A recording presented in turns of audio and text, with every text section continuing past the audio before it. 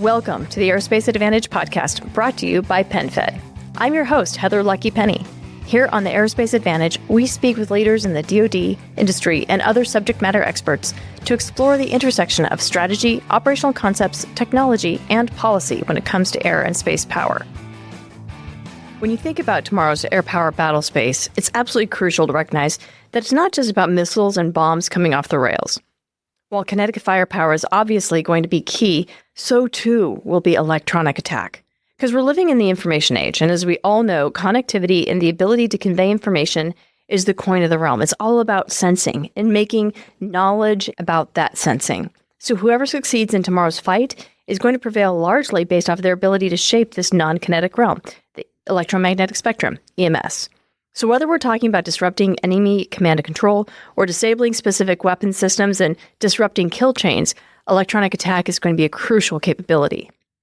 And that's a great vision, but making it happen is a lot more complex. I mean, as anyone with a smartphone knows, connectivity and computing is pretty much black magic to the outside observer. We just expect key pieces of technology to connect, collaborate, and execute, because that's how they were designed, and that's how they almost always work. I mean, it's really unusual for your Wi-Fi or cell network to crash or a personal device to fail. But that's exactly what electronic attack is designed to do. However, to net the desired effect in a given time and space is crazy complex. We can't expect electronic attack to just work based off of hope and faith. We need to assess and model how specific technologies will work against defined targets. And that's where operational analysis is key. So to help us better understand all the variables tied to this vision, we've brought in the experts. So we've got retired Lieutenant General David Krumm from BAE Systems with us today. Thanks for being here. Great to be with you. And you came all the way down from Alaska. Thank you. I did. It's the world's longest commute. Beautiful. It is God's country up there. It is. So set the stage for us. When it comes to today's missions in the electromagnetic battle space, can you let us know where we are today and how we got here? The way the United States has done force power projection its entire time has been success in dominating the electromagnetic spectrum. It's about the projection of force, projection of power. Everything always involved dominating the electromagnetic spectrum, whether it starts with Vietnam, with the jamming of the radars, to going to stealth technology where you can evade things. We just dominated the spectrum, but the environment's changing.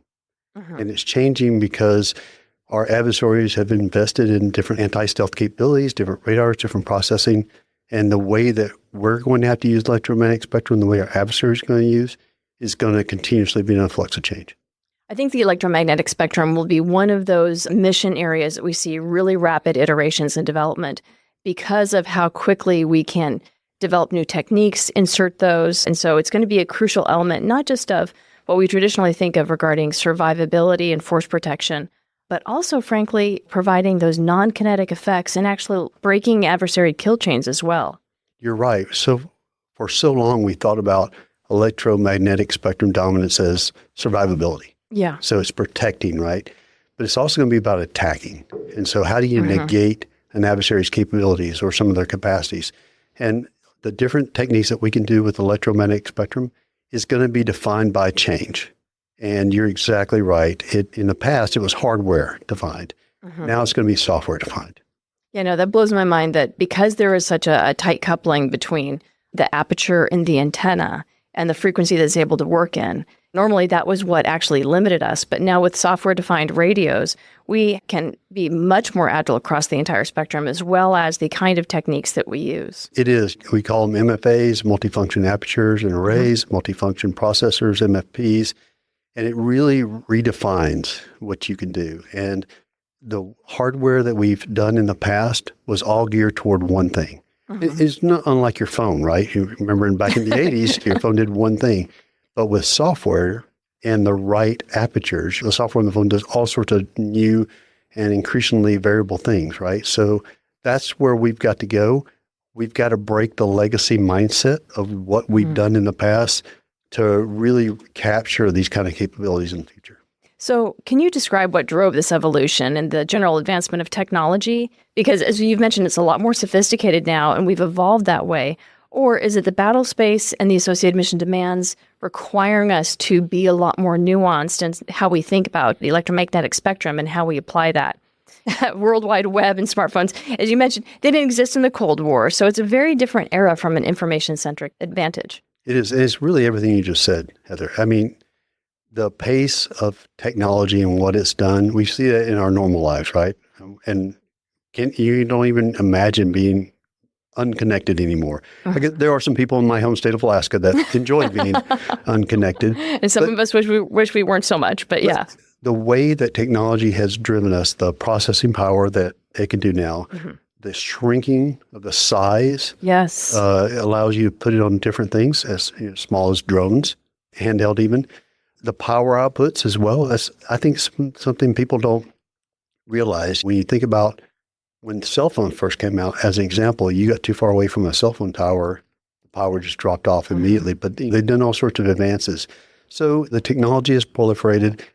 And like you said, the World Wide Web, the internet, has created a technological baseline for almost anyone to access, right? So if you think about in the 70s and 80s, we spent as a government a lot of money on research and development. No one else could afford that. But today, research and development is driven by the commercial industry, and the pace of their advancement is just absolutely amazing.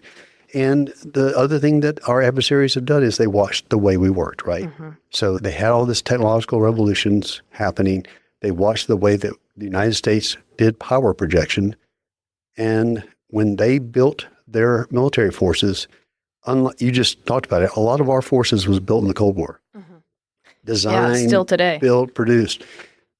They started in the 2000s. So they had the advantage of, hey, they are going to be able to take advantage of computer processing power, about networking, and all that's going to be built in from the start, as opposed to us, we're having to retrofit a lot of those kind of things. So it's just a different mindset, and it's going to require that we have a different mindset going forward. And I think we're in a really great place right now when we can take advantage of not just hardware, but software. No, I'm glad you brought that up. I mean, if you take a look at China, they've been a second mover, which gives them an advantage. At the same time, even though they're a second mover and they are working off of not only their organic or native technologies, but frankly, a lot of espionage, a lot of tech transfer, which is part of their civil military fusion, where they're compelling companies, private companies, commercial companies that do business or manufacturing in China to transfer the technology that then they integrate into their own capabilities.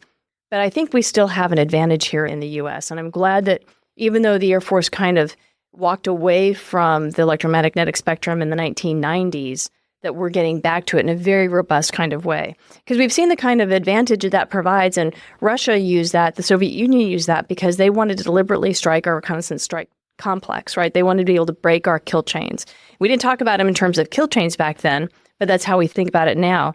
And so the push-pull of the kind of opportunities that technological development advances can provide, like you mentioned, the miniaturization of SWaP-C, so size, weight, power, cooling, the advancements of processing, the advancements within software, and being able to downsize the size of the software so not as many lines of codes can give you a superior outcome. I mean, these are things that provide those kinds of opportunities. And then warfighters go, oh, hey, I need that. I could really use that in this way. So it's a really interesting push-pull.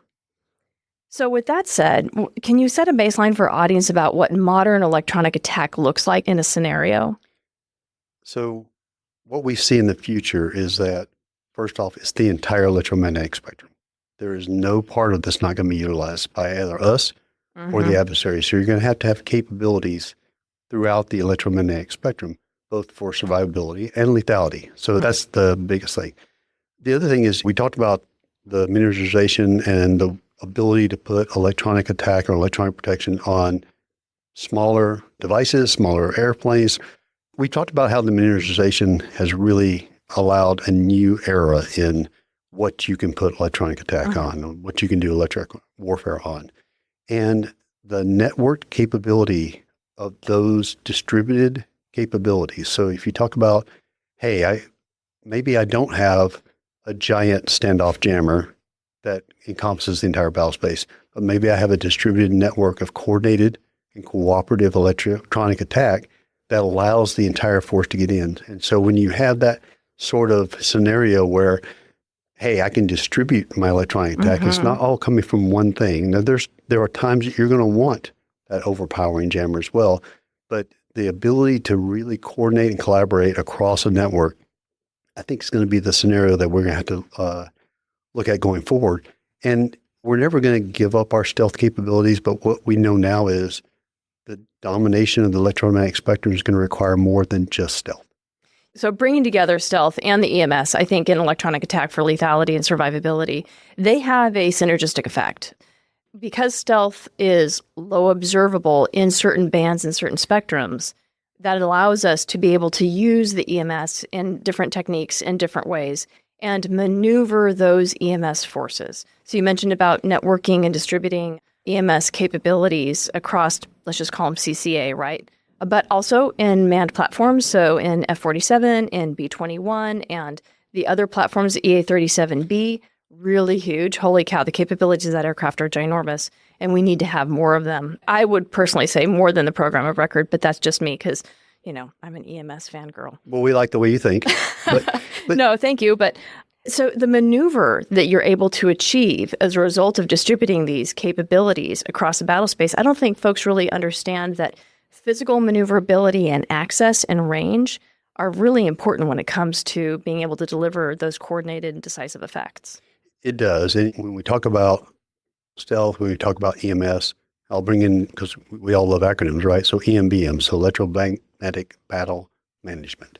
Yes. Okay, let's geek out on that. And that's what's going to be, I think, important, right? Because before it was, if you think about it, we were a very platform-centric Air Force, right? Mm-hmm. Everything that my F-22 needed to do, it could do inside the cockpit, right? I didn't need anything else other than me and my other wingmen of F-22s or F-15, F-16, you name it.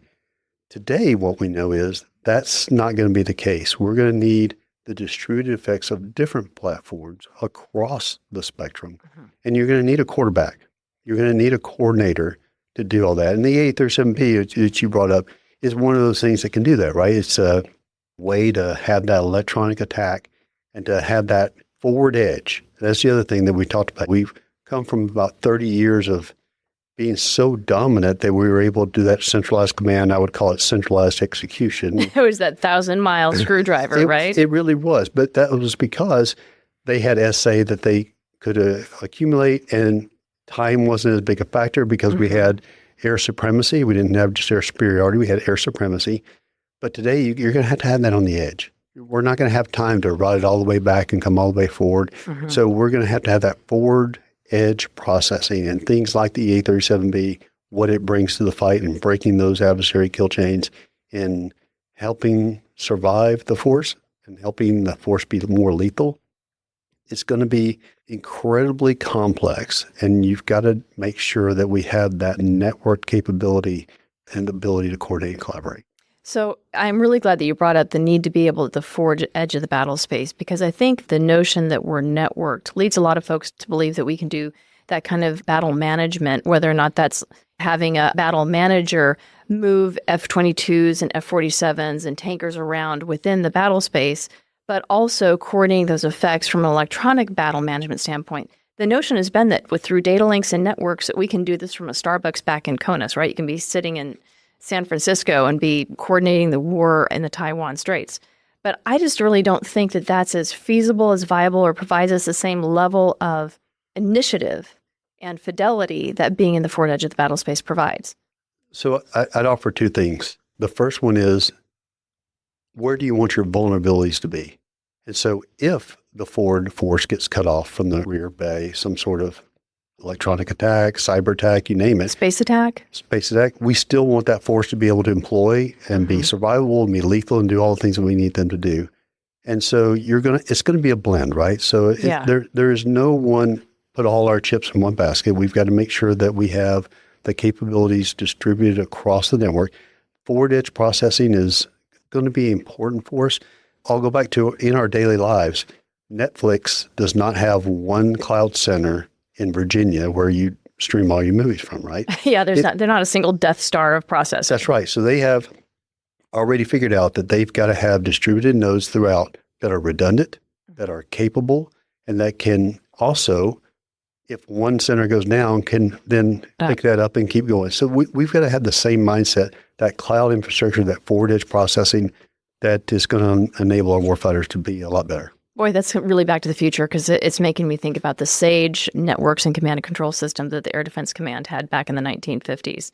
I think that kind of balance where you're talking about redundancy, resiliency, and it is about having a balance that allows you to continue to press the attack no matter where the adversary comes at us. So with the battle management piece, another thing that I think is really interesting is, how do you measure the effects? Like, we can do BDA, right? We see something blow up and you call splash and you know that it's dead. But how do you measure effects in BDA for electronic attack, especially if it's non-kinetic and non-lethal? You're trying to blind someone or confuse them or break some element of their kill chain. How do we know it's working? So there's a couple of things with that, and that's a really important thing for us to analyze and for us to kind of strategize on how we're going to do this. The first thing is, when you're in the conflict, it's the effects. Are you seeing the effects that you think you ought to see, right? So are they locking you with their radar? Or are they responding in a way that would imply that they do have the information that you think you're denying them? That's going to be a very cat and mouse game of, as our warfighters go in, are they seeing the effects that they anticipate? Seems to me that that's a human cognition advantage. Like, that's where you want people going, the hairs on the back of my neck are kind of standing up because I'm not seeing what I expect to see.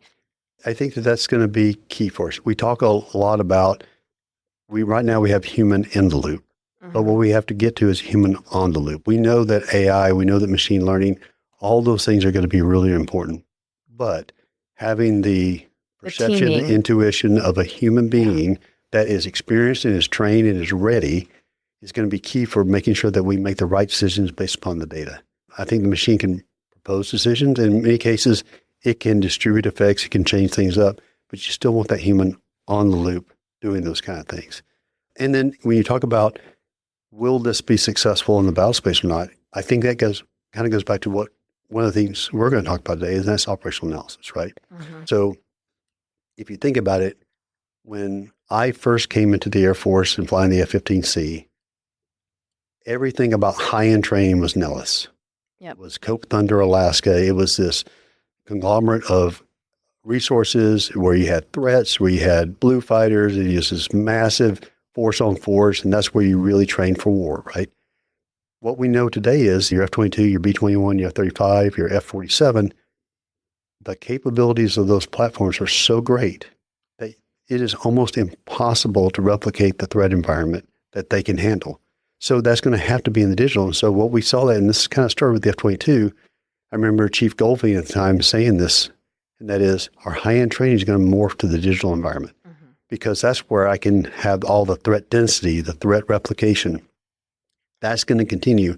And when you talk about, are the effects that we are looking for going to be successful, the operational analysis of all these different software-defined techniques, and we're going to have to run them through those digital environments and do thousands of runs to tweak and make sure that we're investing in the right things. That's where we're going to build the confidence that we have for the warfighter to go across the fence. No, I'm glad you brought that up, because that is something that is crucially important. And we've talked about this before, about how the ranges that we have across the entire DoD are aged. They're not big enough. We're seeing encroachment because of the increase of civil demands in commercial aerospace. In many ways, even having the live assets of the threat assets is insufficient because they're old, to be honest. They're old. And we don't want to reveal to space capabilities that are circling the globe and flying over us all the time that maybe we have gotten some new stuff. Maybe we understand what they're doing. And we certainly don't want to reveal our ability to counter that as well. And so moving into the digital domain through simulation, I think, is the only way. Not only can we deal with the physical limitations, the system limitations, whether or not that's threat, or, for example, on the blue side, we don't have enough range, distance, to be able to do a lot of the supersonic capabilities. There's limitations on where you can boom. So there's so much that requires everything to go into the simulation world. But all models are wrong. Some are just more useful than others. How do we validate the electronic effects, whether or not that's going to be validate the red electronic effects and the blue electronic effects and how they interact with each other? So that's the $64 trillion question. Are we up to trillion now? The answer almost, Heather, is what other way can you do it? So all the things you just said, there is actually no way in the physical environment to really do this kind of stuff. So it's going to be a process of intelligence gathering. It's going to be understanding the capabilities of adversary systems and what we see and how we can exploit those things. And what are the techniques we need to do to make that happen? And because the software-defined nature of this, that's true for our adversary as well. So they are constantly going to be improving, upgrading, and doing those things. So this is going to be an iterative process, never ending, that there is really no better way to do it than the digital environment. So I totally agree that digital really is going to be the only way that we can do this, especially when you talk about massing those effects or layering the EMS effects across different platforms, whether or not that's EPOS on an F-15EX or EA-37B in an operational environment. That the operational analysis is going to be the only way that we can really develop the TTPs and really understand what those effects are and what the battle damage assessment real time that we're looking for might be as well. But how does this electromagnetic operational analysis differ from, say, traditional kinetic missions? And what are you looking for there? I think the biggest challenge when it comes to analysis of your electronic attack and whatnot is making sure do you have the right understanding of the adversary system? And what are the things the blue systems can do with that advantage? And you talked about TTPs and things. We're very careful at BAE Systems. We're trying to solve the gaps, the problems the warfighters have. And we're allowing them to develop the TTPs and we're watching them, right? And that iterative process with them to go, hey, if we could do this for you, what would you do with that? I would like to think that I'm still tactical after so many years, but I know I'm probably not. And the captains and majors that are out there are going to be able to take these different capabilities and go, okay, based upon what I have now, based upon the limitations and the capabilities I have, and based upon what the threat has, I'm going to come up with the right tactics, the right techniques, the right procedures to take advantage of this. And we're going to work with them on that. But I really think that the non-kinetic effects that we're looking at enables the kinetic effects. So when you talk about is there a kinetic, how do you judge this versus a kinetic attack? I think what you do is, can you do the kinetic attack based upon your non-kinetic capabilities? Manage your money on your time with 24/7 digital banking on the PenFed mobile app. Easily make payments, transfer funds, and deposit checks through mobile deposit. That's music to my ears. Learn more at penfed.org. Federally insured by NCOA. Well, I know what you mean by saying it's been a while, because the longer it's been, the better I was. But these young kids, they're digital natives. They understand. They can really think through a lot of the sophisticated techniques that you're bringing to the warfighter as well as the threats. And so I'm really heartened to hear that you have a tight feedback loop with the warfighters, with the operators, as they're telling you what they need and how they're thinking about actually employing the techniques and capabilities that you have. The other thing I would say about understanding what our warfighters need is that in many cases, dollars are limited today, right? And if you look at all the things that our warfighters want, it's an insurmountable problem of just resources, right? Oh, yeah. But also time and what do we have to do to upgrade the platforms. So doing operational analysis can really help the warfighters and us as industry partners hone in on what are the things that are going to make a difference, right? What is the best return on investment that we're going to get as a nation for certain capabilities? And that's going to be very important for us in a time of limited budgets, shrinking resources, and shrinking. People might say, well, it's not really shrinking. The defense budget is getting bigger, but everything else is getting more expensive. So your buying power is actually going down a little bit. So you really got to make sure that we're investing in the right things and then we're doing it in capabilities that will impact the battle space. So how do we actually make this real, right? You've got a tight integration loop with the warfighters. They're giving you real-time feedback. You're doing your operations analysis. I mean, a lot of this is very simulation, so you have to build a simulation environment. A lot of this requires a lot of OA. What does that actually look like, and what kind of investment is necessary? Because I would assume that we don't want to have just company proprietary simulation environments, because then that company is going to be the best all the time and they're just going to crush it. You need to have some level of dispassionate, objective adjudication of those kinds of techniques. And then you need, frankly, that sort of simulation world where you can bring the different players together to be able to employ the techniques that you're delivering? So I think that this is one of the most important things that we can do as DoD and the industry going forward. And that is, how do we create the environment, the digital environment that all of us can work these capabilities in together? And in many cases, we see the DoD going that with like Joint Simulation Environments or JSE. Yeah. Those are the things that we see that should be the standard, which is all DoD owned, not proprietary. But the two things that we need in there is, one, we need the threats, right? We need updated threats. Those have to be updated regularly. We have to Are they incorporate. Well, I would say is moving at the speed of adjacent? You have to move at the speed that our adversary is moving at, right? So in many cases, I don't think anyone would dispute the fact that a lot of times in the past, we took money from simulators in the digital environment to put in the real airplanes because we thought we'd rather have this. I suggest that today the priority needs to be the digital environment, right? So you start with the threats and you keep those updated. But in many cases, you're going to have to understand that there is probably no single blue capability that will change the fight these days. It's a blue capability in concert with other capabilities that make it happen, right?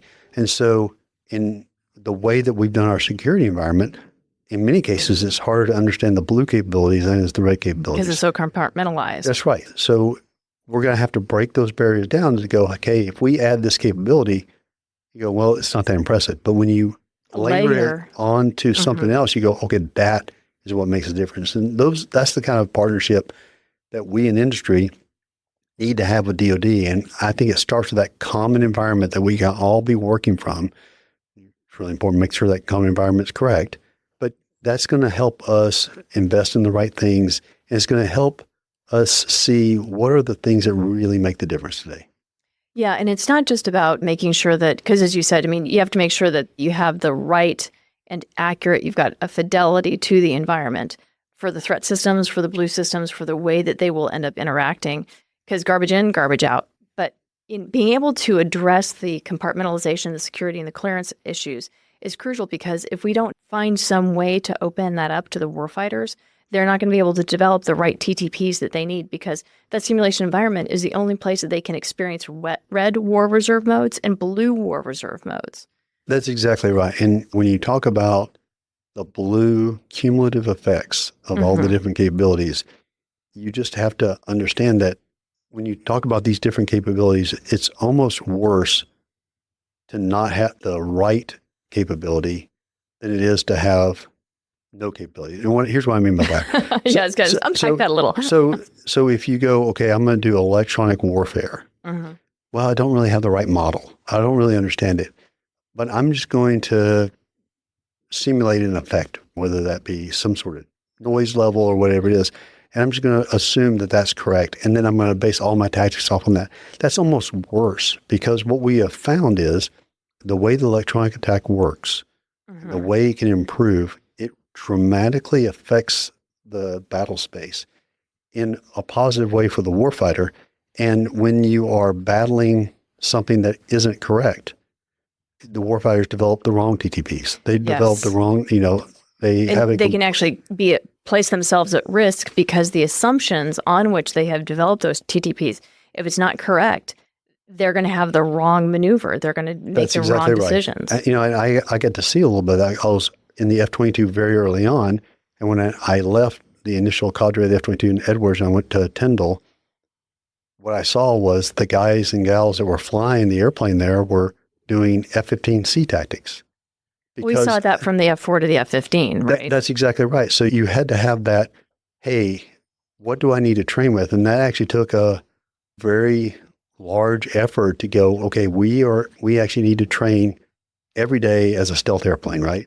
And that was different than F-117 or B-2, right? Because they said, okay, we're gonna do things in training, but when we're in wartime, we're gonna do some other things.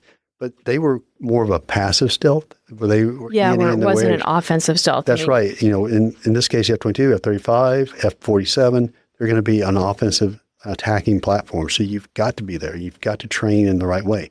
That's going to be the case in this digital environment. We've got to have the warfighters have to be able to have all the capabilities that they are going to have in order to do the right things to replicate the threat and then to go against it and win.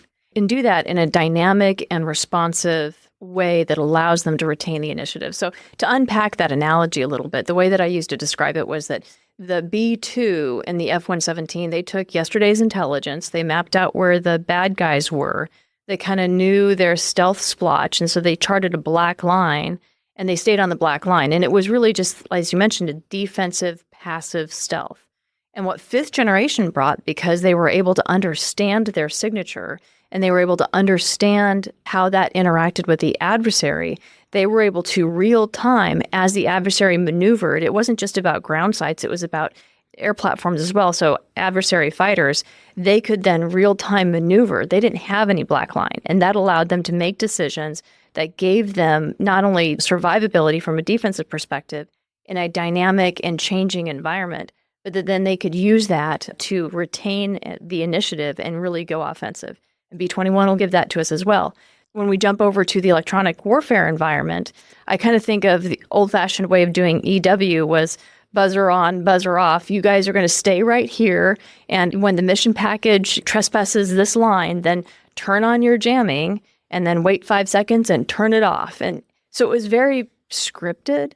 But as I look at the future, I really see what EW is going to bring to the fight is that dynamic, responsive, you're monitoring what's going on, the feedback that you're getting from the environment. You're readjusting and maneuvering your EW platforms, your aircraft, so they can change their axis of attack as necessary and turn on and turn off and change their techniques as necessary because the environment will be fairly dynamic. We can anticipate, we've got a game plan we're going to run, right? Every mission you went on, there was a contingency. You're like, okay, if this happens, then we'll do this. If this happens, we'll do this. And if it doesn't fit into that, we'll audible. And I think that that's what you're getting at, right? So dynamic is the perfect word. In that dynamic environment, the threats are going to be dynamic. The different capabilities are going to be different. And it's all going to be about how do you respond to that? And you're exactly right. In the old ways that we used to do things are buzzer on, buzzer off, jamming on, jamming off. That's not going to be the case anymore. It's going to be, hey, there's a threat. Mm-hmm. What are my capabilities against that threat? Do I need electronic protection or electronic attack?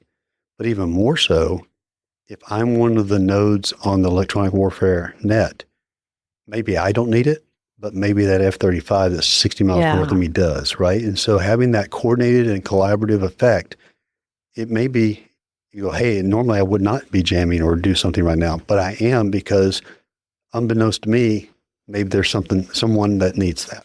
And that's part of the electromagnetic battle management. Absolutely. So to get back to the garbage in, garbage out, I mean, to be able to validate your techniques, validate Red's techniques, validate that interaction and build that simulation environment and that broader model, that's got to cost a lot of money.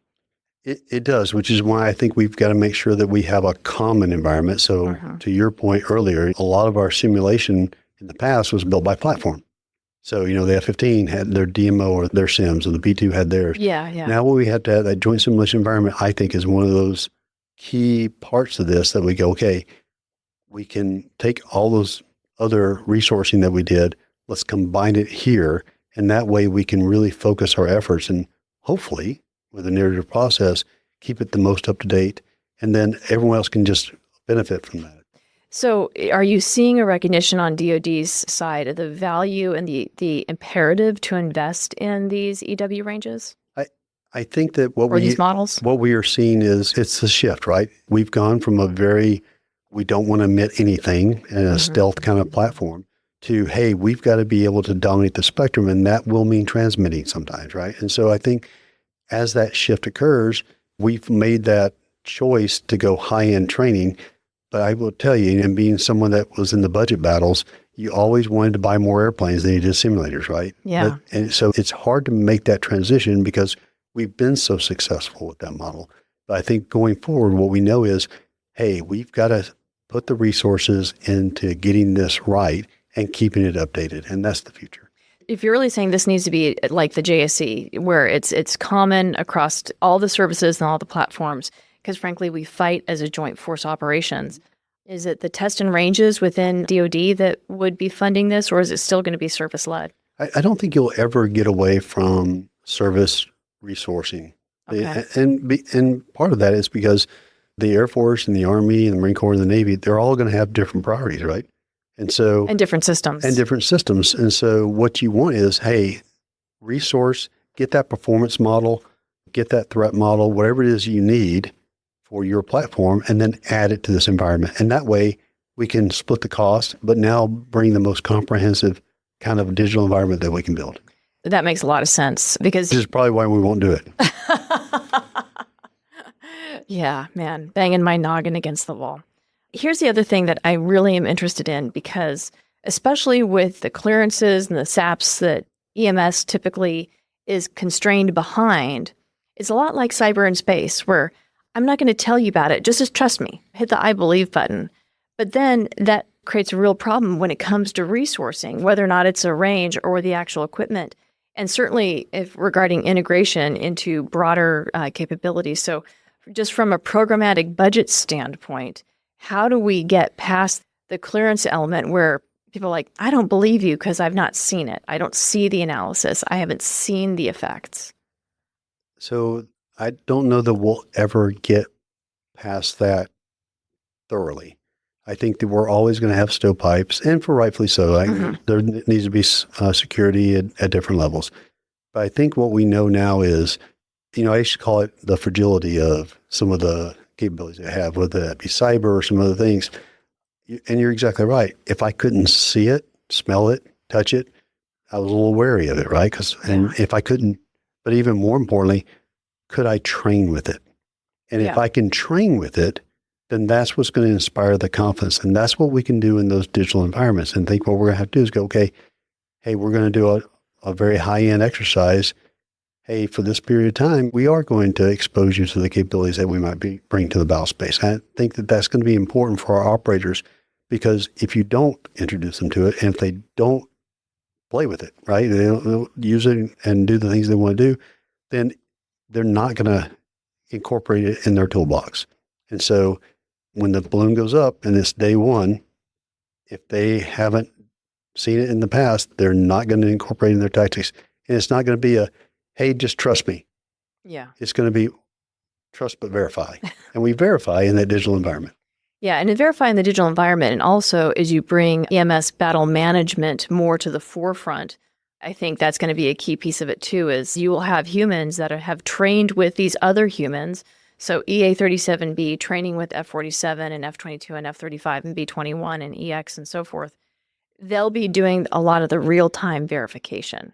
And so having that human team together, I think, is a huge piece of validating what they've experienced in the simulated environment. Absolutely. And when you think about the basing and, what do you get to fly and train with on a day-to-day basis, it's usually things that look just like you, right? Yeah. So if you have an F-22 base, you're usually flying with F-22s or F-35s or F-47s, you name it. But in a digital environment and you can connect, now you're training with everyone. And so having that ability to meld and fuse all those different aspects together is going to be what we need. Yeah, and if we can network everyone together, so we've got the bigger vision of not just a joint simulation environment where we're playing in the same physics-based simulation, right? But also that we're doing live virtual constructive, so we could have real airplanes playing with folks that are in simulators, and then distributed mission operations where you've got simulated environments all working together. That's sort of the nirvana that we're working towards, right? I think that as I look forward, the live virtual construct is always going to be with us, right? And I think that there are some things that we can explore there. But I really do believe that if you gave me a choice and you said, okay, you got to choose, what would you rather do? I would rather beef up the digital environment itself. And I would then go, okay, I still need to get the sets and reps with my maintenance, with everything else on flying. But it's almost, I take that high-end training in the digital environment, and I take some of the lower-end training, instruments and whatnot, and I do that on live flies. It's really, you're never going to get away from the large red flag, right? That we've proven that when a pilot or an operator is in that environment, they perform better in wartime because that you just can't, it's the closest we can get to that wartime simulated environment. But we can also probably get that in the digital environment too.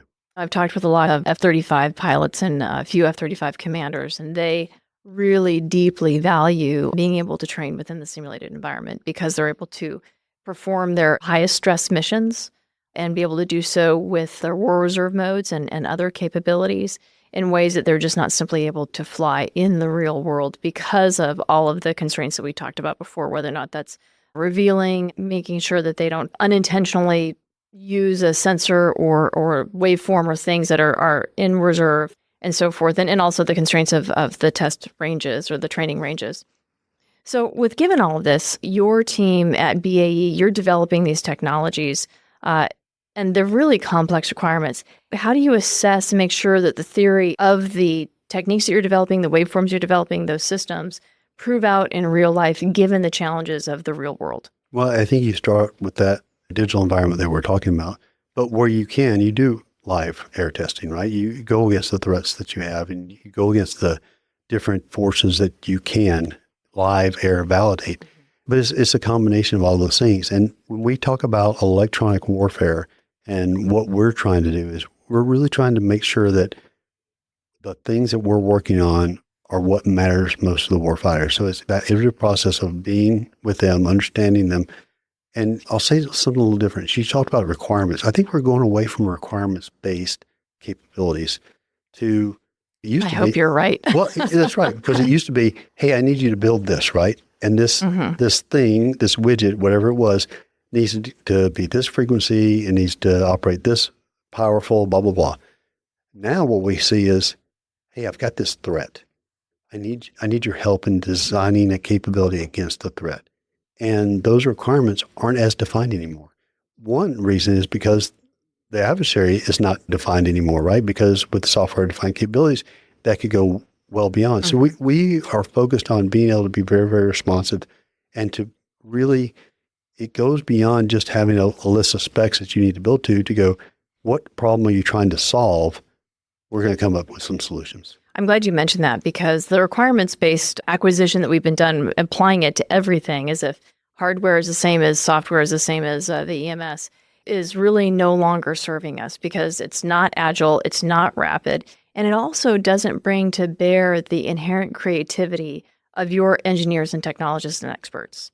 I mean, when you say, here's my problem that I'm trying to solve, here are the attributes of the adversary in the way that they are employing, that lets you kind of stand back and go, how could we judo throw that in a really interesting way?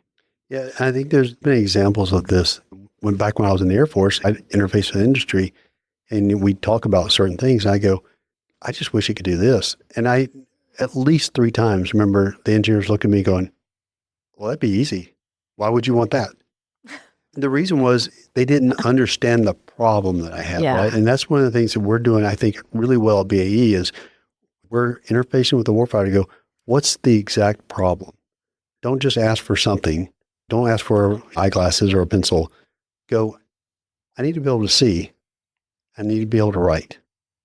Help me do that. What's the best way for me in this situation? And so I think we're going to keep doing that at BAE Systems, and it's going to be, an iterative process forever.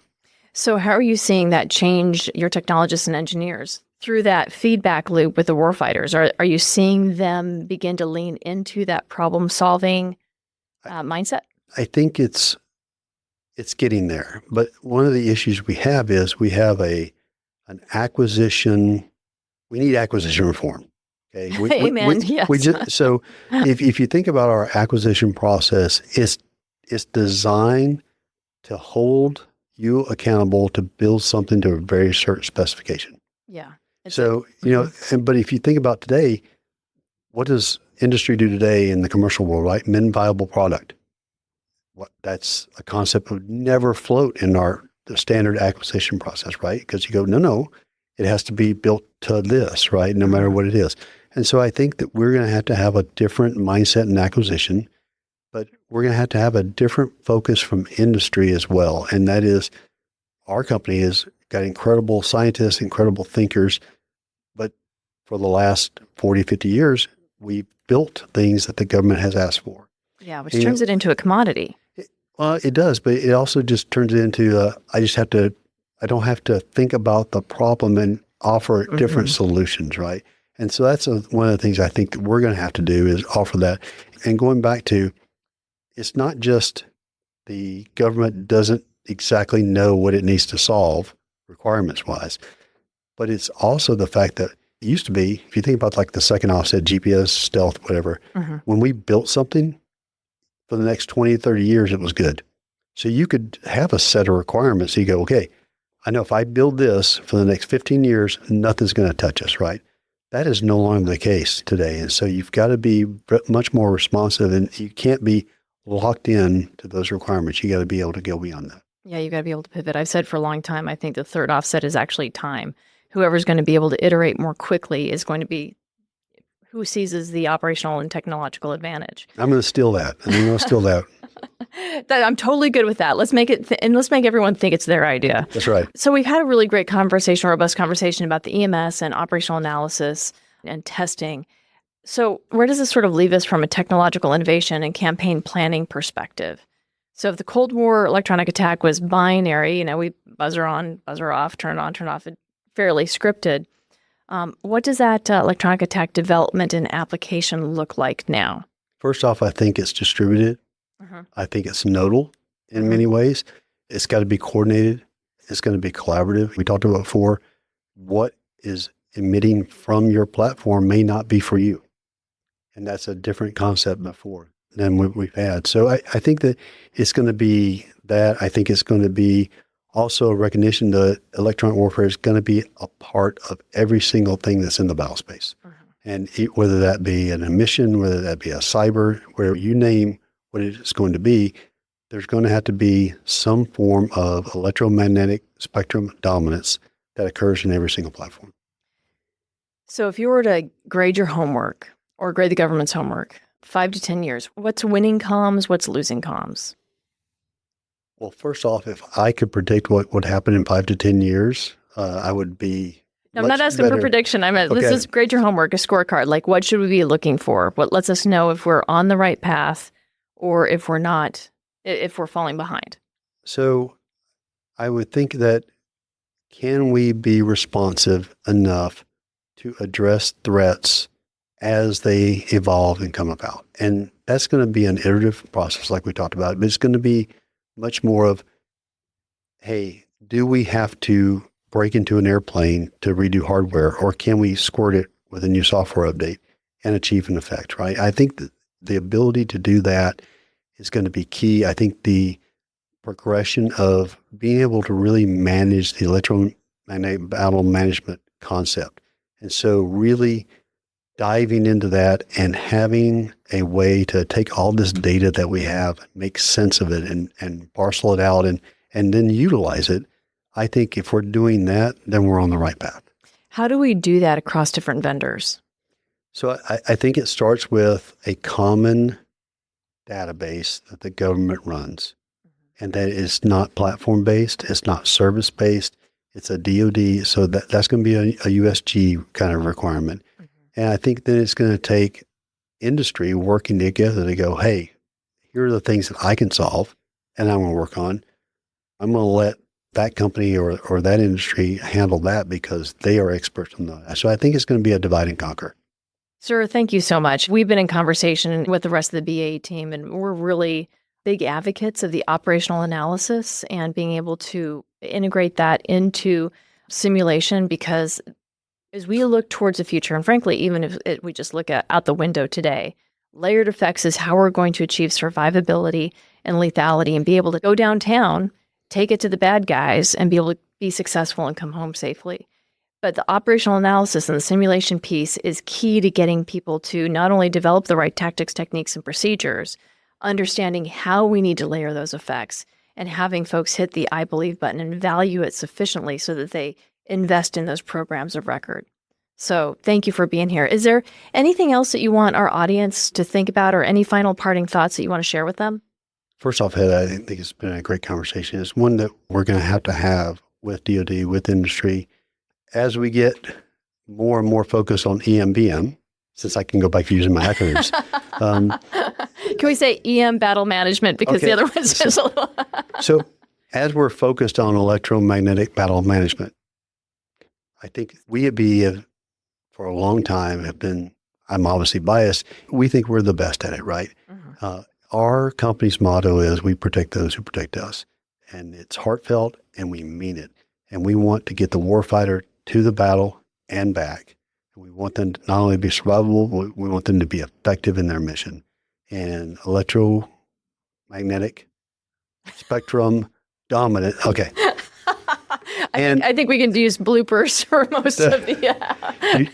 You should have seen my blooper reels when I did my Hall and Wing Commander video. As we do electronic warfare for the warfighter, it's going to evolve. It's going to create challenges for us, but we're going to solve those challenges. And every day we know that it's all about getting them back and getting them safely home again. Thank you so much. Thank you for making the time to fly out here from Alaska and chat with us. Yeah, it's very been much great. Appreciate it. Thanks. All right. With that, I'd like to extend a big thank you to our guests for joining in today's discussion. I'd also like to extend a big thank you to you, our listeners, for your continued support and for tuning into today's show. If you like what you heard today, don't forget to hit that like button and follow or subscribe to the Aerospace Advantage. You can also leave a comment to let us know what you think about our show or areas you would like us to explore further. As always, you can join in on the conversation by following the Mitchell Institute on Twitter, Instagram, Facebook, or LinkedIn, and you can always find us at mitchellaerospacepower.org. Thanks again for joining us, and have a great aerospace power kind of day. See you next time.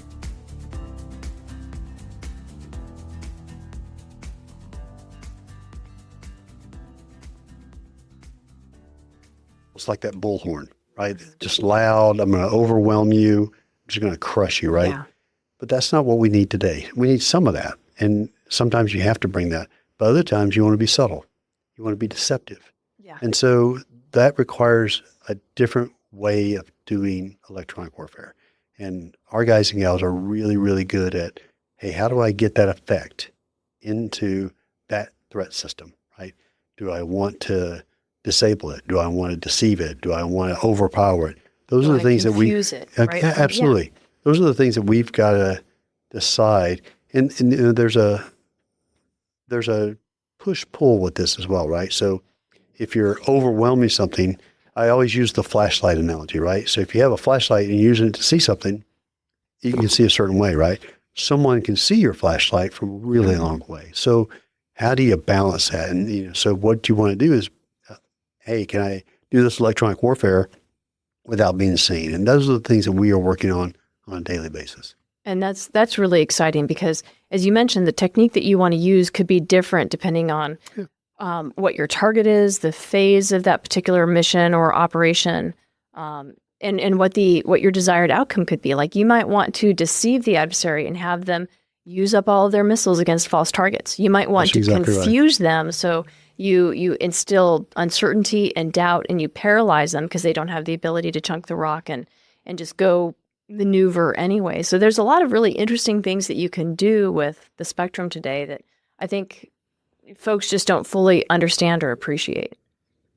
No doubt. And I think it's going to expand even further, right? So in the end, it's how do you get there and back?